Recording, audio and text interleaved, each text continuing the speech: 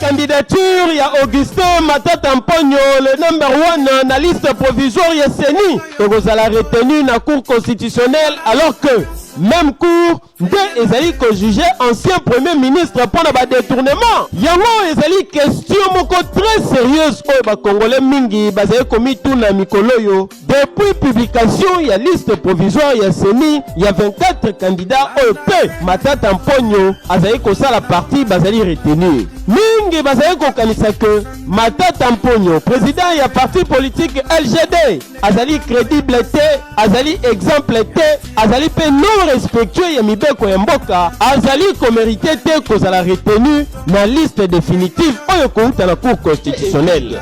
Le dossier n'est pas judiciaire, le dossier est politique. La hantise aujourd'hui, c'est de savoir comment on va éliminer M. Matata de la course présidentielle. Les deux institutions, la justice, le Sénat, sont instrumentalisées pour m'éliminer de la course présidentielle en faveur du candidat au pouvoir, le président Tshisekedi. Bandeko, na ye lisuku kebisa bino. Bozoyoka, na ye ko boti ndanga na ba, omona batera wana. Batera mafinga wana obulimbo ko tsanga. Na makasi bana batera wana. Mais na lingo ko kota na bajo wana te. Ona ba no finga. Omoni na lobaka boye. Soki bino bozo, c'est sous-estimé qu'un jour okoki pe ko diriger mboko yote. Ce n'est pas moi. Boyoki, ce n'est pas moi. Peut-être bino boko sala bobandi ko na makama politique kalaté. Bobandi ko na makama politique kalaté. Je suis parmi des Congolais. Oh, il y a même na IDPS. Et ça na marche mon côté na banda ko chapango. Boyoki. Mais de fois dans mon robi matin bozo mona des fois na bimi na bandi ko bimi sama makamususu. C'est-à-dire que Dr Lembi. Mais bon, il y a des gens qui ont commenté avec les injures. Na makasi na bajoana. Na makasi. Pona bimana finga muta ko imposer ngati. Zobra ta finga kabango. Ça change quoi? Yo kanisi ke tama to finga bango, eze se muta tina bango finga bango. Ba bilo côté. Katombi ya bimawa. Aujourd'hui si vous voulez démentir ça, Katombi ya sala vidéo na kata boîte tout. Attends, papa n'a pas juif. Où est le mal? Si tu as postulé en tant que Congolais, etalinga ne lokote po omande na saboy nazana mutu pe na vote ni Chilombo ni Fayulu ni Katumbi oyo akobima nana mutu te na vote naza kota population souffrir bira wazaka wana je suis katumbiste je suis tshisekediste ça sert à quoi Général Fantôme Koutou Azolela par rapport à ma nomination à Batou et bon je me contente avec ce qu'on me paye. Je me contente. Et je ne me sous-estime pas. Je sais qu'un jour, je deviendrai grand. Moussa n'a venu dans TikTok et Zako Baby, ça a réputation à battre. De Moussa n'a besoin d'un moine. Boatake mima. Donc vous êtes là fort en ça. Terre wana so bolimbo ko tsanga na makasi, je l'ai dit na makasi. Na baranki, na makasi na mafinga. Beaucoup t'en a peine yango. Babiloko te mona ba konsina bino wana. Babiloko te baba congolais netinga. Yambo ba komba président, ba banda ko benga, batambola pe na balabala o makolo. Ba jemela na ba mituka ba DC7. Ba futa ma pe lokola nga. Moi je travaille. Oh là ouais. Allô Gradi. Gradi je vais bien au lieu de Dieu. Mina sema. Ona baba karso wota betrez kuna na bon pomba pa ne pa. Tu hapana ule hapa pengine tunakunaga na bompomba kila siku hapa pachimbangu wote mina bawana bana asema ni mkolation asema ko baitidia bana fundaka saka ni bana fundaka busiku mu yo jaloux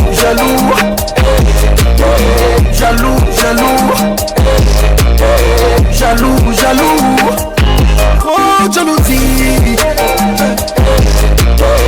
jaloux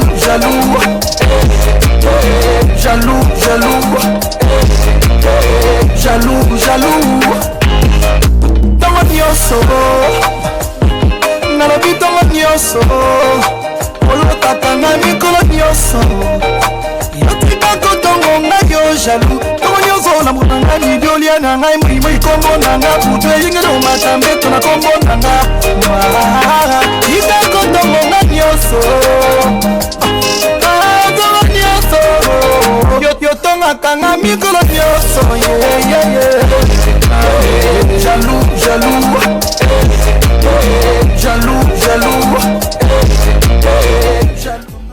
mbote na biso bana mama ekolo Congo na ye lisusu na lombango parce que lokute eleki bandeko toza na pasi pe mawa au sommet de l'État batu ya lokuta batondi na kati ba institution na biso bayebisi biso boye Mukwege azali candidat ya ba-occidentaux toyoki bango toyoki lokuta na bango parce que bango moko pe tango babandaki kotambola na ambassadeur Nzita oya États-Unis ambassadeur Nzita azalaka mutetela azalaka mungala to azalaka muluba obomona ndenge bazwa kokosa bato en même temps bachaku oyo bazali soki bayoki likambo bakomi ko répéter yango sans koluka ko analyser sans koluka ko réfléchir. C'est comme si la secte ethno-tribale et linguistique na kombo ya IDPS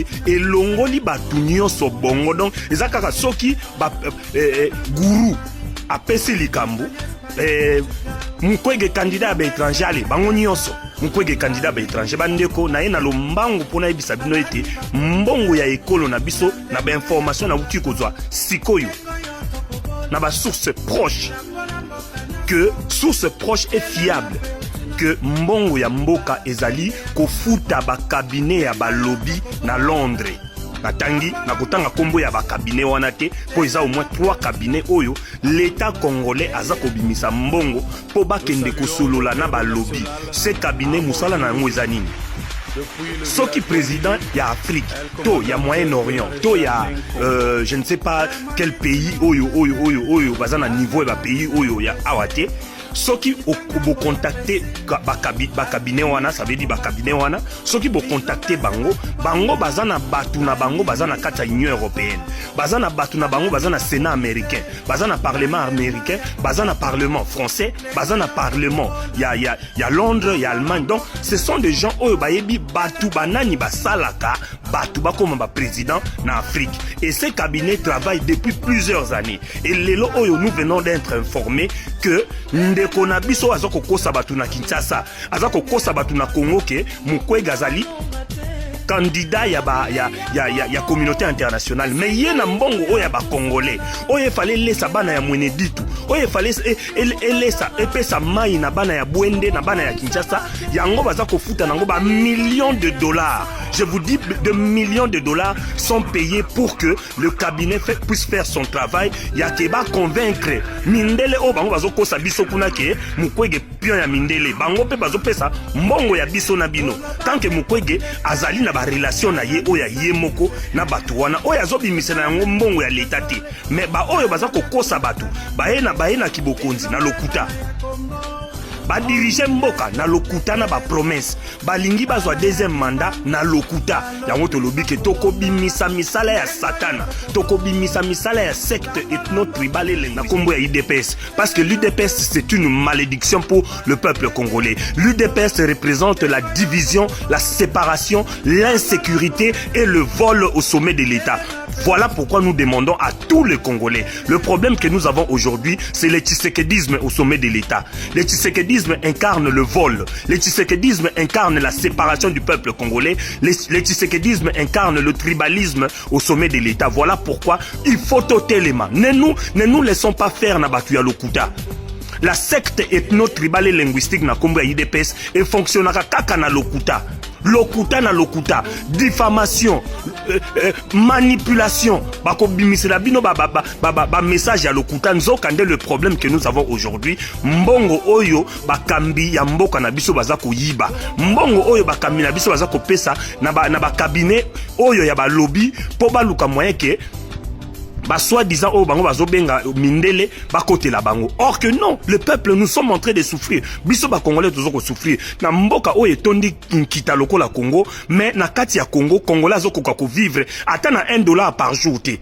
Mais bino bozo trouver en normal tant que quelques familles bazako bimisa ba millions de dollars bazako kinango ko bomba libanda bazako somba banda kuna bango na ba Belgique na ba États-Unis na Dubaï biso ba congolais o tozo ko lala nzala tozo ko betela ba famille wana maboko yango nazo ko yebisa bino bandeko. Le Congo a un problème. Nous sommes pris en otage depuis 1960 par un groupe de familles. Donc na yebito soki biso to ya ko accompagner ba famille wana depuis bazwa bokonzi na 1960 ti lelo balingi kolongwate. Ezalaki batata na bango lobi ba yibi mboka na biso lelo komi na tour ya bana. Est-ce que bolingi que na bana na bango ba kokonza bana na biso yango biso to lobi te mbala oyo to lingi lisusu te makambu ya ba famille wana na kata ba institution. Nous allons voter pour le changement. Nous allons voter pour la rupture. Nous allons voter pour la stabilité de notre pays parce que le pays est malheureusement mal dirigé par un groupe de familles oyo bazui biso en otage depuis 1960. Yango to lobi et koki Chega basta.